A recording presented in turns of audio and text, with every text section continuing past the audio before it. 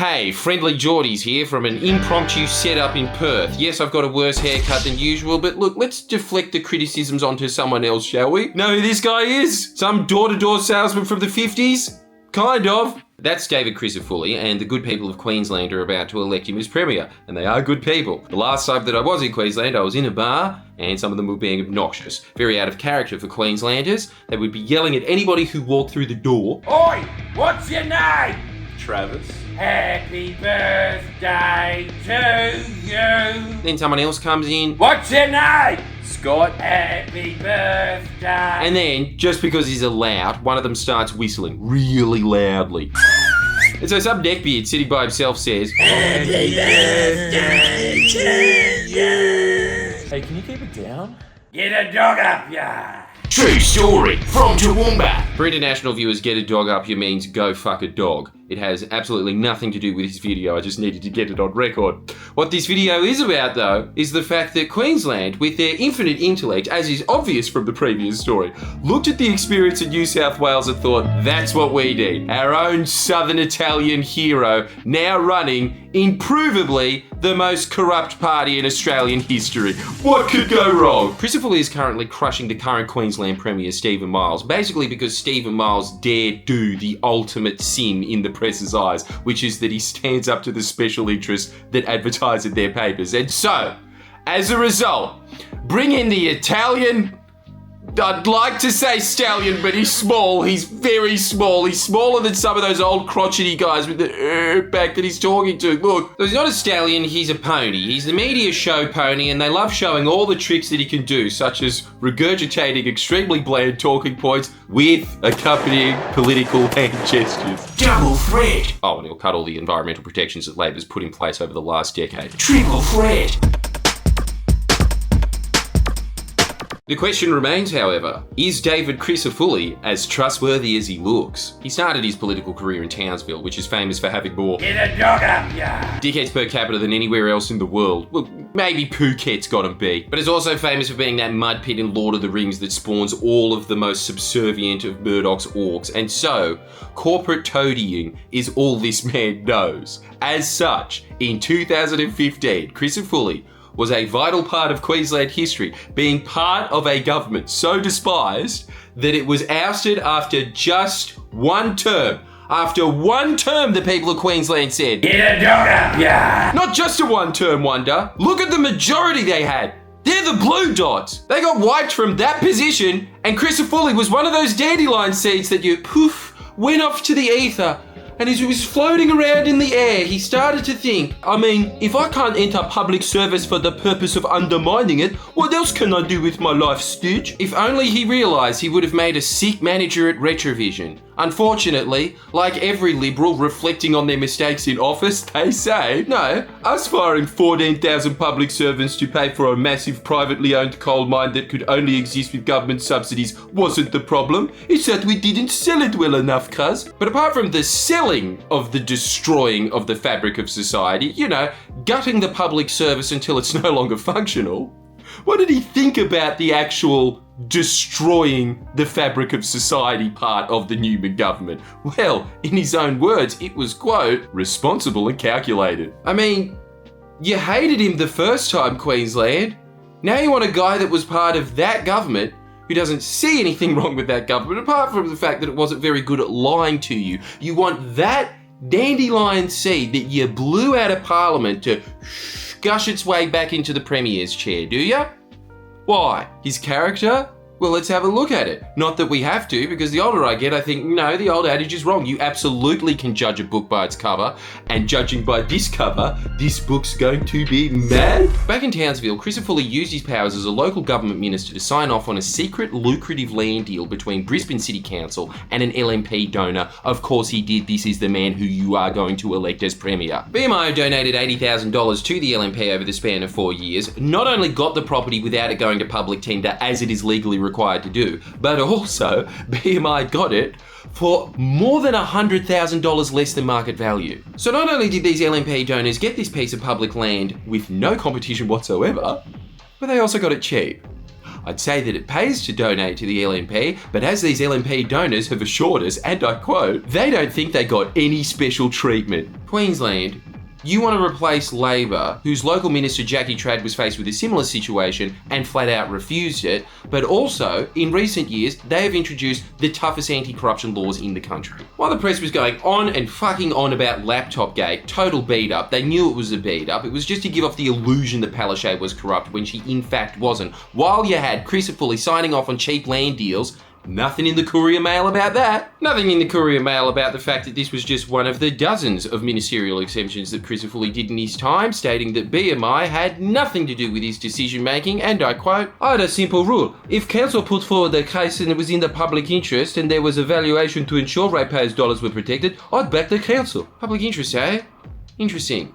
Because back in 2011, when David Crisafulli was the Deputy Mayor of Townsville, it was reported that he had been the owner of one of 3 properties who had a Townsville City Council-funded fence built behind the back of his property, blocking public access to the nearby creek and creating a private gated riverside view for him. Keep in mind, when a similar petition was put forward by nearby residents in May of 2011 to address crime concerns on the street. Oh, so this is how he's tough on crime. I've been hearing a lot about this. I haven't seen much policy differentiation. Let's find out together. The council knocked back the request. They cited the community benefit that walkways provide for public access and conveniently left out that Chris Fully had just created his very own fucking Pondi. I mean, you can sit there and say they're all the same all you like, but where's the evidence? Where is the evidence of Stephen Miles doing anything this uncouth with any of the power that he's had over his entire career? While it seems like every little morsel of crumb power that you throw Chris Fully's way, mine, it's my crumb, and you want to give that rat this slice of the cake. Well, if you're not voting for him because of his character, maybe you're voting for him because of his business acumen. He's proven to be quite the businessman after his career in Townsville as a politician, being involved with a handful of ventures since that time. One of those businesses was Southern Edge Training Solutions. Oh yeah, you can tell that that business definitely doesn't do fuck all. Apparently it's a training and skills organisation. It's a serious question.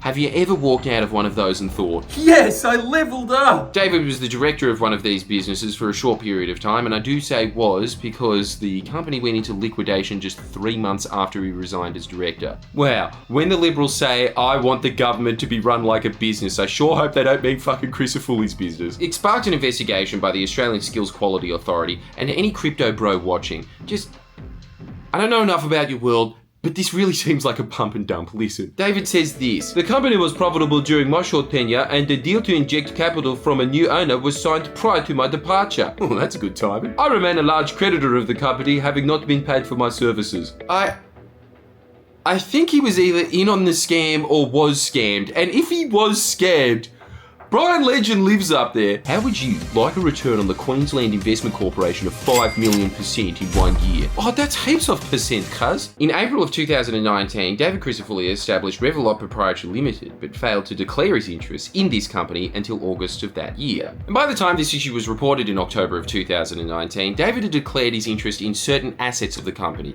not the interest in the company itself. And why? Why would he want to be so obsequious about his interests in Revelot? Because it's a private superannuation fund used to purchase sugarcane farmland, like Queensland. Come on, you're electing another John. Remember when he was Airbnb property and he was like, oh please miss, please, I really want to be in this committee that's shaping Airbnb laws in New South Wales for no reason, please. You know what his excuse was for not declaring his business interest in this business that he absolutely would have known that he needs to declare? He's been in government since the time most of the broccoli hairs watching would have been saying, I hate broccoli. Listen to this. How John is this? This was taken to a parliamentary ethics committee. This is basically his argument. Miss, I didn't know I was supposed to declare that I was director of a company that buys sugarcane land. Just so you know, if you're in government in Queensland, most of the decisions that you make are in some way going to be related to sugarcane. That's the entire economy. Sugarcane and fucking wet and wild. That's it. A big part of the reason that the reef is dying, for example, is because of runoff from sugarcane farmland. And what a surprise, Chris Fully's party wanted to block Labor's amendments to reduce that runoff. And who knows, maybe he's ideologically opposed to coral. But it seems to me that Chris Fully, being best mates with the sugarcane industry, sharing interests in a business that deals with the sugarcane industry, but not wanting anyone to know about it it, to the point that he's saying, oh, not even I knew about it, I swear. I tell you, it's so obvious when you look at state politics. Anything that is motivating Liberals and Nationals, easy money. Always some land deal, always some business they have that they can link up to a lucrative government contract. It seems like all of the damage that they do to the environment and all of the public service when they're in, it seems to be pure collateral damage to their main goal. Huh? Oh yeah, you can dump shit in the reef again, boys. Just pay for my campaign so I can continue to make easy money. This is the big change that you're going to get if you vote for Christopherly, Queensland. You are just going to get one of the most ambitious energy transition plans in the world scrapped. Watch this video here, it is fucking massive. You are going to get that scrapped and replaced for what? Getting gated out of a river that you used to be able to go to? Next time you need to go to a hospital? Oh, sorry, we don't have any more doctors. Where? Tough on crime and hospitals. Get that up here, Queensland. See you next time. Alright, I'm just here to explain that, one, I'm no longer in the Perth portable studio. And why is that? Because that was a self-contained video and we decided to add this video to that one because they are related. We had it ready to go and then certain events conspired which meant that it is now months late. And as a result of that, you may notice a little inconsistency with reality, which is that we are repeatedly referring to a premier that is clearly no longer premier. The big giveaway is the hair. Anyway, it's really important. You need to stick around to hear about it because what Queensland is about to get rid of is the most revolutionary energy transition program in the world. So we are transporting ourselves from Perth and into the past. Oh wait, that's the same thing. Picture this. No, sorry, that's a slaughterhouse. Wrong image. How about we just picture this in our mind, shall we?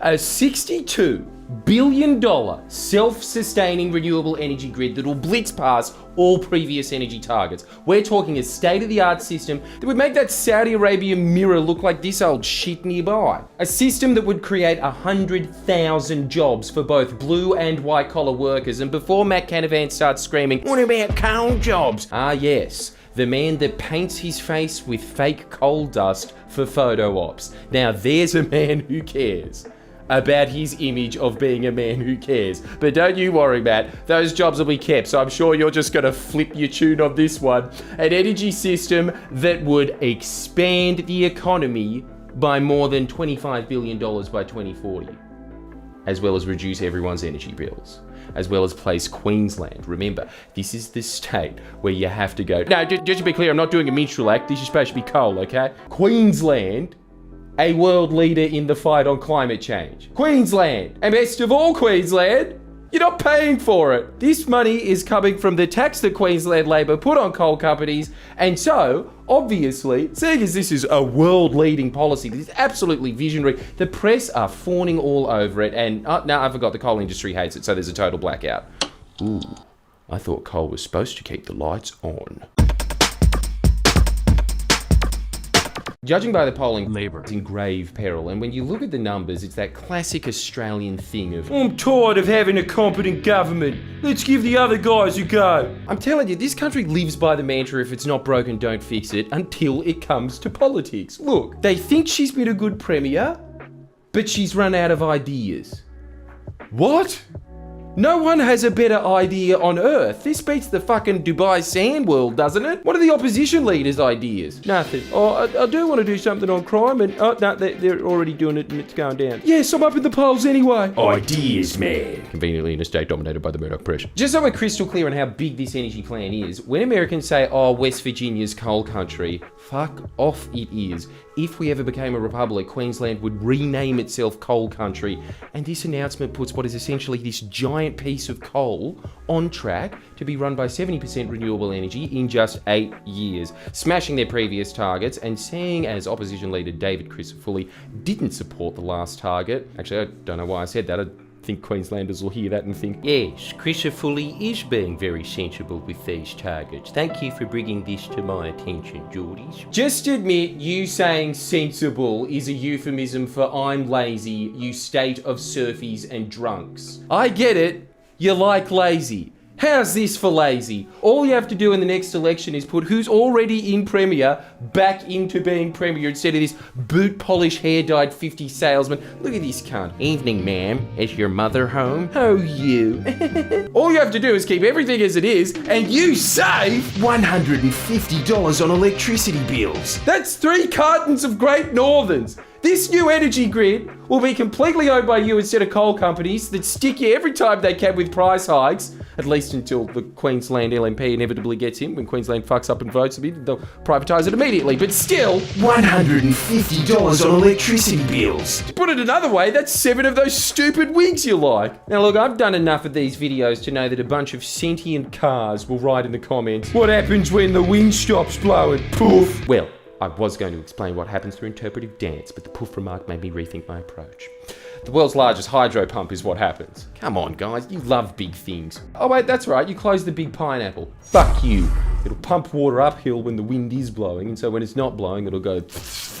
Oh, state run, wet and wild, guys. Don't go down that one, kiddies. Isn't it amazing that one day that bumper sticker at the back of a Hilux will read, water keeps the lights on? Let's put this all in perspective. This plan will produce 25 gigawatts of energy. 1 gigawatt powers 300,000 homes. There's only 2 million homes in Queensland. That means they only need about a quarter of that energy and the rest is good to export and make you, not coal companies, rich. And here's what else. 95% of the government's $62 billion investment will go straight into regional Queensland. What does every national say on Sky News? We need more investment in the regions. They don't deliver shit, and then they get back in purely because they said, we need more investment in the regions. Ideas, man. This is tens of thousands of well-paying, secure jobs in places where currently your only options are working at B-Mart or the Dole, and yet Chris Fully won't even confirm nor deny whether he'll scrap the way all of this is funded, which for anyone who isn't completely in the pockets of the coal industry would be a no-brainer. All you do is say, we will continue the resources royalties that Labor introduced, and then when you're in, you'd scrap them. But he's so over the barrel by the mining lobby that he can't even do that. Look, he tried to do that, and then immediately, we'll look into it, oh shit. All the usual suspects. The Queensland Resources Council, much like its prized product, is pumping out nothing but smog, running the old vague econobabble of, got to keep Queensland competitive. Yes, because as we all know, what's really bad for competition is competition. Finally, people will have the choice of, clean, cheap energy or dirty, expensive energy. I don't like the clean part, but I do like that it's state-run as I bleed maroon. Then there's Sky News, which is like Fox News if it didn't have a budget and all the hosts were replaced with... Listen to this budget-obsessed press trying to figure out a way to make it look bad that Queensland has produced the biggest budget surplus in any state's history. A difficult endeavour for even the sharpest of media wits. But for one that can't read? Have a look at this. Treasurer Cameron Dick handed down a budget that surprised everyone.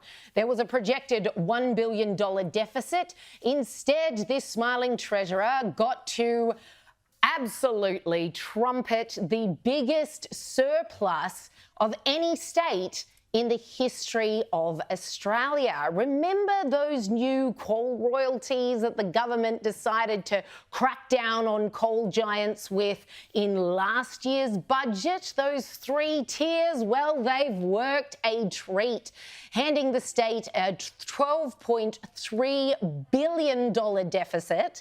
Sorry. Jesus, are you suffering from a stroke? Yell faster! Look at her Pavlovian instincts kicking in as her brain fights with the teleprompter. $1 billion deficit. Sorry, $1 billion surplus. Ooh, what a struggle that was, eh? $1 billion deficit. Sorry, $1 billion surplus. Look, when Sky News can't think of an angle to attack a Labor policy because of how bulletproof it is, can we all just admit it's not Palaszczuk that's run out of ideas? I mean, look at this. This massive surplus that they're all so excited about and trophying around now is due to coal. And this is a state that is about to go on a borrowing binge to prop up their love of renewables. Where do they think the money's going to come from in future? Just put slow-mo on her, zoom in. Isn't that incredible that she has the same joy on her face that a toddler has when they learn to tie their shoes? Look at that. That's how mentally taxing it was for her to make that shit point. Asking a rhetorical question that has an answer. Where do they think the money's going to come from in future? They get it from the brand new energy grid that they 100% own. They get it from being exporters of an energy that isn't experiencing year-on-year decline in value with one that is experiencing explosive gain in value. Essentially, her argument is, why don't they just look at future projections backwards so I don't have to fuck up on my teleprompter as much? Right on, Sky News. You tell Queensland to vote for the tough-on-crime candidate who's not going to do anything differently on that front anyway, but Jesus, you want to see a real statewide crime epidemic? Watch him immediately steal from the poor and give to the rich. You watch, he'll immediately cut the coal tax, which means no money for all the programs Labor set up with the windfall profits for renewable investments, hospitals, rural development, significant energy rebates for households across the state. That'll all be gone. All to be replaced with Crucifulli's plan, which is nothing. No money equals nothing.